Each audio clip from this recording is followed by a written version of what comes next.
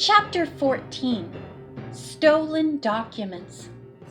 When Nancy peered inside the wardrobe, she exclaimed, "Boy, am I relieved! The mystery trunk is still here." "That means," Bess said, "that the intruders have no idea that we have access to this cabin." Nelda said, "Let's take the trunk out and look for more treasure right now." "I'd like to," Nancy said. "But first, perhaps we should notify the captain about the break-in." Nelda nodded. "I'll call my uncle right away," she offered, and went back into their own cabin to use the phone. The captain was not in his quarters, but a junior officer who was there answered and said he would locate Captain Detweiler so he could take care of the matter at once. While waiting for him to arrive, the girls carried the mystery trunk from the wardrobe. Nancy unlocked and opened it. Using all her fingers, she felt the inside of the lid carefully. Suddenly, the young detective paused. "George, look at this spot," she said. "Or rather, feel it. Right over here." George knelt on the floor and touched the area Nancy had indicated. "It's a bit lumpy in several places," she announced. "That's what I thought. I'm inclined to think something is hidden under here." Bess and Nelda touched the places and were convinced that Nancy was on the right track. "Before you take off the paper, though," Bess suggested, "maybe you'd better wait until someone comes about the break-in of our cabin." "You're right. Let's go back into 128 and wait for whoever is coming." The three girls put the trunk back into the wardrobe, then went into their own room. While waiting, they discussed what had happened. George said, "You have two real suspects, Nancy. Otto August and the person he was talking to in the finger language." Bess agreed with her cousin and said, "I'm sure that they're at least in league with whoever broke in here. In fact, they might have been the ones." "That's right," Nancy agreed. "They could have done it after they left the deck and while we were in the coffee shop." "But why did they tear up our room?" Nelda asked. "They could see the trunk wasn't in it." "Maybe they thought we had found the jewels and hidden them in our cabin," Nancy reasoned. "And since they didn't find what they came for, they might even try it again," George said with a shudder. Nancy nodded. "I have a horrible feeling that these people will stop at nothing," she declared. Guesses and theories about the subject were propounded by each girl during the next 10 minutes. Then a knock sounded on the corridor door. Rod Havelock stood there. "More trouble down here?" he asked. "Take a look yourself," Nancy replied. The assistant purser stepped inside and gasped. "Wow," he said. "Your intruder did a thorough job of pulling everything apart." They closed the door and locked it, then walked forward. Nancy said, "We haven't found any evidence as to who was here, but we have our suspicions." "Is anything missing?" Rod asked. "Not that we know of so far," George replied. In a low voice, Nancy told Rod about their assumption that Otto August and his friend, or other gang members who might be on board, had been the intruders. "That would be very hard to prove," the young man said. "You say there is no evidence?"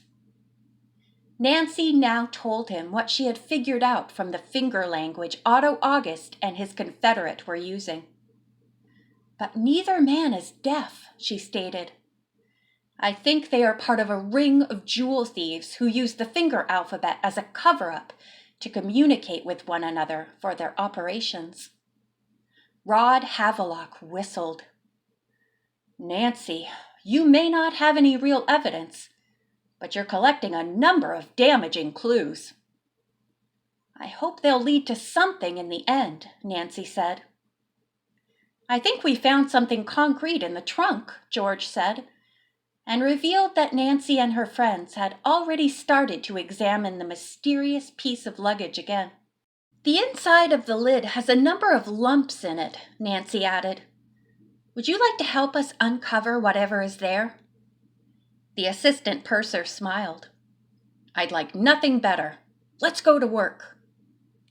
Bess spoke up and said she could not live in their room the way it looked. "Suppose George, Nelda, and I clean it up, while you two go into cabin 130 and see what you can find."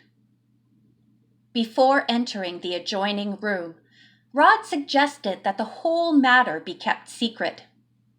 Bess revealed that Heinrich already knew about the break-in, but had denied knowing about any intruders and what they were doing.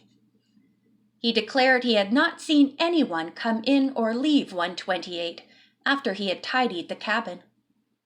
Rod said, "He probably has a bit of a guilty feeling, so I doubt that he'd talk. As for the rest of us, shall we say nothing about it to anyone else?" The others agreed, thinking it a wise idea. Bess grinned. "Mum's the word."